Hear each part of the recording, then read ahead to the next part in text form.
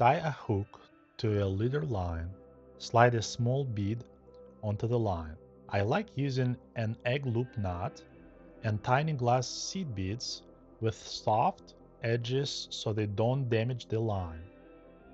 Move the bead about 2.5 centimeters, almost 1 inch, away from the hook. Now, put the end of the leader back through the bead in the opposite direction to make a loop. Wrap the line around the loop 6 times.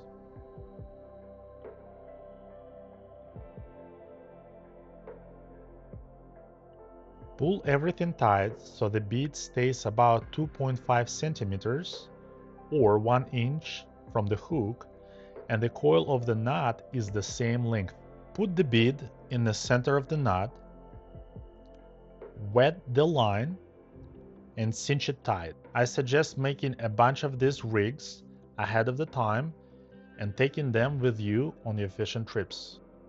When you finish, the bead should sit about 5 centimeters, almost 2 inches from the hook. Slide a small sequin onto the hook and pull it down so it sits right above the bead. You can buy sequins and glass seed beads in any craft store. Finally, slide your soft bead or hard pegged bead onto the line. This setup stops the soft bead from slipping when a fish bites or when you hit a snag. It also protects the bead so it lasts longer. The sequin shines and adds extra sparkle, and the small red bead looks like a blood dot. This helps attract even more fish